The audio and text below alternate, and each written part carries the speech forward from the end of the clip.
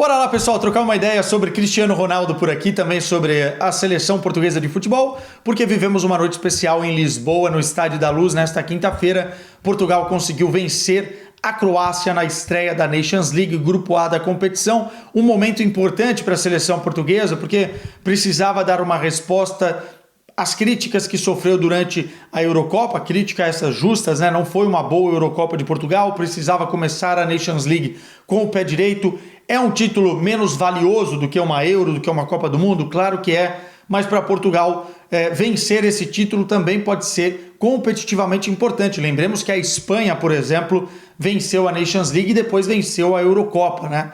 E Portugal já tem um na prateleira, o título da Nations League. Enfim, foi uma vitória importante, né? 2-1 lá no Estádio da Luz. Só que tudo isso ficou um pouco de plano de fundo para aquilo que aconteceu no minuto 34. Cristiano Ronaldo fez o segundo gol da seleção portuguesa e o gol número 900 da carreira. Cara, a gente precisa ser honesto. Muitas vezes a gente normaliza, a gente banaliza e muitas vezes também é culpa do próprio Cristiano Ronaldo isso, que a gente acostumou mal. Esses feitos, esses recordes, os números que ele bate, enfim, mas 900 gols na carreira é uma marca impressionante. Eu não vou entrar aqui no debate de quem tem mais gols ou não, porque para mim o Pelé tem mais de 1.200 gols, não interessa se está filmado, se está documentado, enfim. Mas isso é um debate para depois, porque o que mais importa nesse momento é a matemática CR7. E por que eu digo isso? O cara está com 39 anos, ganhou tudo na carreira, é o maior vencedor da Champions, é o maior artilheiro da história da Champions, venceu a Eurocopa com o seu país, venceu a Nations League com o seu país. Para muitos falta uma Copa do Mundo, enfim, mas para ele não, né? Ele disse isso depois do jogo de ontem, que a Eurocopa é a Copa do Mundo de Portugal, enfim. Mas ele bate 900 gols com 39 anos e não é que ele fala, ok, tá bom. Não, ele já mira o gol número 1000. Ele quer chegar à marca de 1000 gols na carreira e não é fácil. Não seria para um jogador de 20 anos, quanto mais para um jogador de 39 anos. Pô, Quesada, mas ele joga na Liga Árabe, e lá é mais fácil. Eu vou explicar como não é, pela métrica e pelos números. Para chegar ao gol número 900, ele demorou 1.238 jogos, contando clube e seleção. Uma média de 0,72 gol por partida. É uma média muito alta, mas é uma média que coloca a meta de 151 jogos, se ele continuar na mesma toada, para ele conseguir bater o gol número 1000. 151 jogos pode significar 3 temporadas. Ou seja, Cristiano Ronaldo pode jogar até os 42 anos se ele realmente tiver com essa vontade de bater o gol número 1000. E eu não duvido. Quem duvida? Maior atleta em termos físicos, né? Não estou falando de talento e qualidade. Porque aí é o debate e tá tudo ok. Em termos físicos, que talvez já jogou esse esporte, se preparou para isso, fisicamente está bem para isso, e se não tiver nenhuma lesão, eu não duvido que vai chegar aos 1000 gols. Talvez não com a seleção portuguesa, porque eu acho que o teto do Cristiano Ronaldo vai bater na Copa de 2026. Ainda, para a maioria dos portugueses, o Cristiano Ronaldo merece ser titular da seleção ou ter um lugar na seleção portuguesa. E ele provou no jogo contra a Croácia que isso é verdade, né? Enfim, fez uma Eurocopa ruim, assim como o Bruno Fernandes, assim como o Bernardo Silva, assim como Portugal fez uma Eurocopa ruim. Até Roberto Martínez com decisões contestáveis. Mas contra a Croácia foi o melhor homem em campo de Portugal e conseguiu bater o que ele queria, o gol número 900.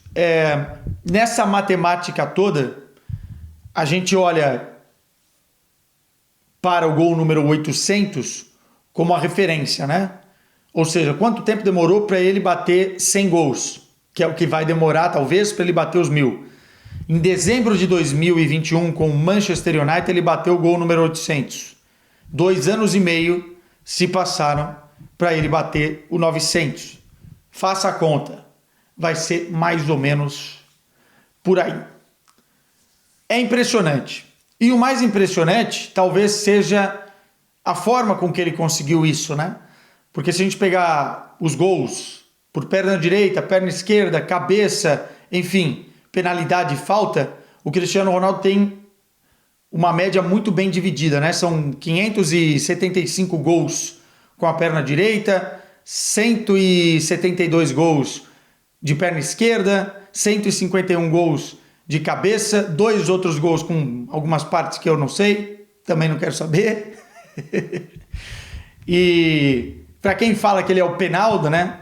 São 164 gols de pênalti. Normal, ele é o craque do time, ele bate muitos pênaltis, ele converte, uma taxa alta de conversão.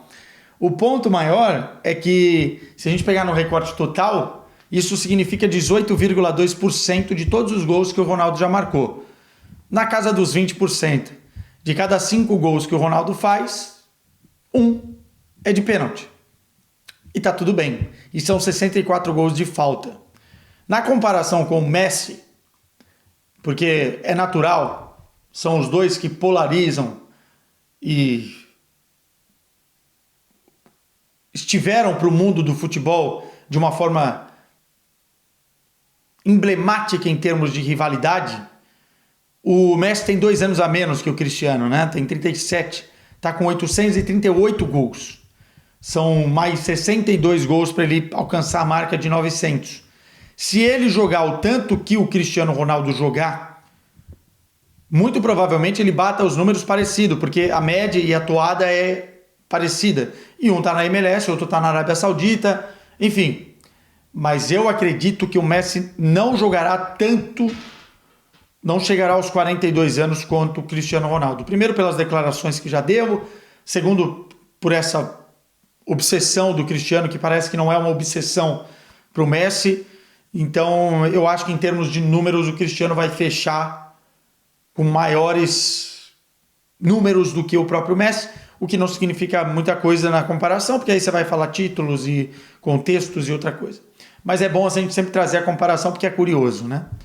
Fato é então que o Cristiano Ronaldo agora precisa de mais 151 partidas para marcar o gol número 1000, e ninguém duvida. Falando um pouco de seleção portuguesa, tá? Pra gente não perder o fio da meada. Gostei da partida de Portugal, gostei mais do primeiro tempo do que do segundo tempo. Acho que o Roberto Martínez quis testar e esse tem sido uma faca de 2 gumes para o Roberto Martínez, porque eu gosto dos testes, acho que Portugal tem que ter repertório, mas ao mesmo tempo, quando você pensa demais, o tal overthinking, você acaba estragando uma coisa que está dando certo. Talvez um ajuste fino seja melhor nas grandes competições do que mexer tudo e se adaptar de acordo com o adversário. Então, eu acho que Portugal precisa se sentir confortável jogando. E Portugal foi bem no primeiro tempo exatamente por isso. Teve muita mobilidade, troca de posicionamento, as coisas fluíram naturalmente num 4-3-3, que eu acho que é a formação que Portugal se sente mais confortável. Entrou com o Diogo Costa no gol, Diogo Dalot na direita, foi bem o Diogo Dalot, apesar do gol contra, ele fez um gol a favor, enfim, foi bem o Diogo Dalot. Dupla de zaga com Rubem Dias e Gonçalo Inácio. O Pepe aposentou. Aliás, linda homenagem para o Pepe no Estádio da Luz, hein? Pela aposentadoria. Estava lá o Pepe com o número de jogos que teve pela seleção portuguesa. Foi um momento muito bonito. Subiu lá um mosaico com o Pepe. Enfim, também é muito bonito ver um brasileiro que chegou aqui aos 16, 17 anos e venceu, né, de uma forma de se tornar ídolo de uma nação. Parabéns ao Pepe, mais uma vez, né? Chovendo molhado ficar elogiando o Pepe por aqui. E na lateral esquerda, Nuno Mendes. No meio-campo, ele não colocou um volante protetor, e sim um volante construtor, de ritmo de jogo, de construção fundamentada, né? De talento, de dar aquele toque, um perfume diferente. O Vitinha. Bruno Fernandes, Bernardo Silva, um time bem ofensivo. Pedro Neto de um lado, Rafael Leão do outro e Cristiano Ronaldo lá na frente. Deu muito certo. Portugal, é verdade, teve alguns espaços na transição ofensiva da Croácia. A Croácia tinha muito espaço ali na entrada da área e é perigoso, porque você tem um Kovacic, tem um Modric, e criou algumas chances de perigo com o Kramaric, com o Modric, enfim, o Diogo Costa fez uma defesa importantíssima, mas Portugal teve mais chances, mais volume de jogo e jogou com mais naturalidade, tanto que fez o 2-0 com facilidade. A Croácia acabou fazendo um gol contra do Dalot, 2-1. No segundo tempo, ele coloca o João Neves no meio campo e o Nelson Semedo. Puxa o Diogo Dalot para uma linha de 3 e joga num 3-4-2-1. E aí eu pensei que talvez seria interessante para testar, mas ao mesmo tempo Portugal perdeu um pouco do controle do jogo, perdeu um pouco da profundidade nas alas, porque como a Croácia subiu também as linhas, os alas tiveram que voltar, e não é muito nem do Nelson e nem do Nuno fazer essa parte defensiva.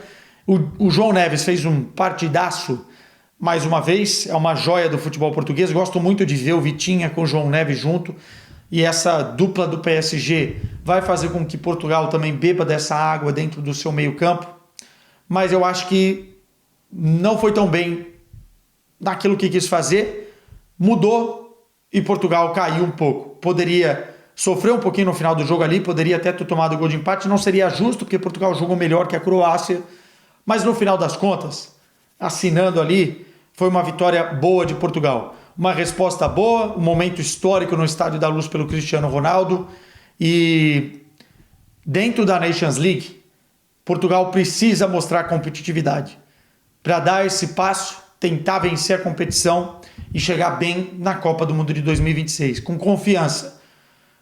Porque contra adversários dentro de contextos competitivos, como é uma Eurocopa, uma Copa do Mundo, Portugal vai encontrar uma linha de 5, um 5-4-1, enfim, que vai ter que ter criatividade para furar o bloqueio, mobilidade, versatilidade, coisa que Portugal muitas vezes não teve na Eurocopa e não foi capaz de fazer. Cair para a França nas quartas de final, nos pênaltis, é ok. O problema foi o que fez antes. Não provou que realmente tem a força que necessita ser com a geração que tem. Meus caros, beijo para vocês. Essa foi a análise do gol 900 de CR7 e da vitória da seleção portuguesa.